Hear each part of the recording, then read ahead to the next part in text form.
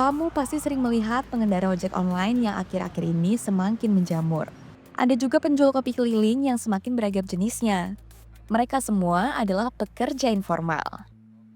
Ternyata lebih dari separuh pekerja di Indonesia bekerja di sektor informal. Mengapa demikian?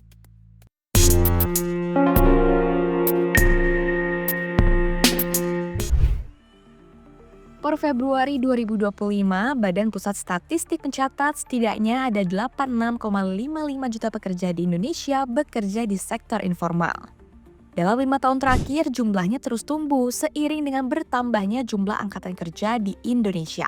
Jika pada tahun 2023 jumlah pekerja informal tercatat sebanyak 83,34 juta orang, per Februari 2025 angkanya meningkat 3,16 juta orang. Mungkin kamu bertanya-tanya, apa sih pekerjaan formal? Apa yang membedakan mereka dengan pekerja pada umumnya? Pekerjaan formal adalah mereka yang menjalin hubungan kerja tanpa terikat pada aturan ketenagakerjaan yang berlaku. Badan Pusat Statistik mengkategorikan pekerja informal sebagai tenaga kerja dengan karakteristik berusaha sendiri, berusaha dibantu buruh tidak tetap atau pekerja keluarga yang tidak dibayar, pekerja bebas, dan pekerja keluarga yang tidak dibayar. Sederhananya sih, pekerja informal adalah pekerja yang tidak punya kontrak kerja resmi dan tidak terikat oleh aturan ketenagakerjaan seperti karyawan kantoran pada umumnya. Seperti pedagang di pasar, driver ojek online, atau pemilik warung kecil. Nah, mereka semua termasuk pekerja informal.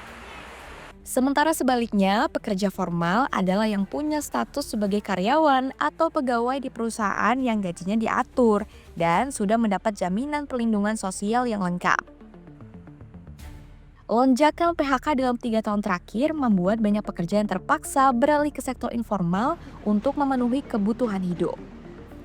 Per Juni 2025, Kementerian Ketenagakerjaan mencatat jumlah korban PHK naik 32% atau 42.385 orang dari periode yang sama tahun lalu. Sebagian besar dari mereka kini mencari penghidupan di sektor-sektor yang paling terbuka untuk tenaga kerja tanpa kontrak, seperti pertanian, perdagangan, pengolahan, konstruksi, hingga driver ojek online. Hasil survei di Prakarsa terhadap 213 pengendara ojol menunjukkan 60% responden menjadikan profesi ojol sebagai pekerjaan utama setelah terkena PHK. Jumlah ojol juga terpantau naik dari 3,62 juta orang pada 2019 menjadi sekitar 4,2 juta orang pada 2024. Selain karena tingginya tren PHK, ada 3 faktor lain yang membuat sektor informal ramai dari tahun ke tahun. Pertama, lapangan kerja formal semakin menyempit. Badan Koordinasi Penanaman Modal atau BKPM melaporkan jumlah realisasi investasi pada tahun 2023 mencapai 1,418,9 triliun rupiah. Jelas bukanlah jumlah yang sedikit, namun penyerapan tenaga kerja dari investasi tersebut hanya 1,82 juta orang atau 1.081 orang pekerja setiap 1 triliun rupiah investasi. Jumlah ini turun drastis dibandingkan dengan tahun 2013 yang mana nilai investasinya hanya 399 triliun rupiah, tapi mampu menyerap tenaga kerja sebanyak 4.594 orang pekerja setiap 1 triliun rupiah investasi. Berkurangnya penyerapan tenaga kerja dikarenakan investasi masuk ke sektor non-tradable yang secara umum tidak menyerap banyak tenaga kerja. Di lain sisi, investasi sektor tradable tidak masuk ke industri padat karya, tetapi mengalir ke industri ekstraktif yang sifatnya padat modal. Bahkan dalam beberapa proyek, industri ekstraktif masih mengandalkan tenaga kerja asing, sedangkan industri manufaktur yang menyerap paling banyak tenaga kerja justru mengalami penurunan daya saing. Di samping itu, banyak lulusan sarjana dan pekerja yang terpaksa beralih ke sektor informal yang tidak sesuai dengan kompetisi karena pilihan yang terbatas. Faktor kedua adalah ekonomi digital atau gig economy. Tingginya PHK membuat pekerjaan informal jauh lebih mudah diakses sehingga dijadikan jalan keluar sementara untuk bertahan hidup. Siapapun bisa bekerja lewat aplikasi mulai dari ojek online, kurir, hingga freelancer tanpa proses rekrutmen panjang. International Labour Organization atau ILO pada 2024 mencatat 6 dari 10 pekerja di Asia Tenggara termasuk Indonesia kini menggantungkan hidup di sektor digital. Seperti yang dilakukan oleh Fauzan Lazuardi, seorang ilustrator yang mengandalkan media sosial untuk mencari cuan. Sejak lulus dari bangku kuliah 2 tahun lalu, Fauzan belum pernah merasakan bekerja di sektor formal. Menurutnya, pekerja kreatif di Indonesia seperti dirinya masih kurang dihargai keberadaannya. Ia pun mengungkapkan pengguna jasanya lebih banyak berasal dari luar negeri ketimbang di Indonesia. Kan tuh kalau ilustrator tuh dapat pekerjaan itu dari orang-orang luar daripada dari orang-orang dalam negeri gitu. Yang penting sih pemerintah tahu aja sih kalau ilustrator itu ada gitu. Kadang suka itu sih yang paling ini sih. Kadang suka diremehinnya gitu kan. Kan apalagi kan sekarang zamannya AI. Fauzan mengaku pekerjaan yang digulitinya saat ini belum mampu untuk memenuhi kebutuhannya sehari-hari, sebab penghasilan yang didapatkan setiap bulan tidak pasti. Sebulan tuh bisa aja nggak dapat klien. Jadi karena memang apa ya? Kalau aku bilang sih kalau mendapatkan jasa gambar itu tuh bukan sebuah tuh kebutuhan yang pokok gitu. Itu kan kebutuhan tersier ya. Jadi emang ekonomi sekarang mungkin masih perlu untuk pekerjaan yang formal gitu. Pekerjaan yang pasti ya, yang mungkin dapat asuransi, dapat gaji yang tetap lah itu terutama. Tapi baik lagi karena memang mencari pekerjaannya itu belum tentu mudah gitu. Sangat sulit gitu. Apalagi masih dengar dari teman-teman yang kayak mencari pekerjaan gitu, apply sana sini tapi belum dapat panggilan dan segala macamnya gitu. Faktor ketiga penyebab tingginya pekerja informal diakibatkan oleh rendahnya pendidikan. Profil pendidikan seseorang turut mempengaruhi pertumbuhan pekerja informal. Mayoritas pekerja di Indonesia belum mengenyam pendidikan tinggi. Lebih dari sepertiga angkatan kerja di Indonesia masih berpendidikan SD ke bawah. Sementara yang lulusan diploma atau akademi hanya sekitar 3,66 juta orang. Selain penghasilan yang tidak pasti, para pekerja informal di Indonesia juga tidak punya perlindungan hukum. Mereka tidak dilindungi oleh jaminan sosial seperti BPJS, tidak mendapatkan cuti, THR atau pesangon, dan seringkali tunduk pada sistem algoritma yang menentukan insentif dan penalti tanpa transparansi.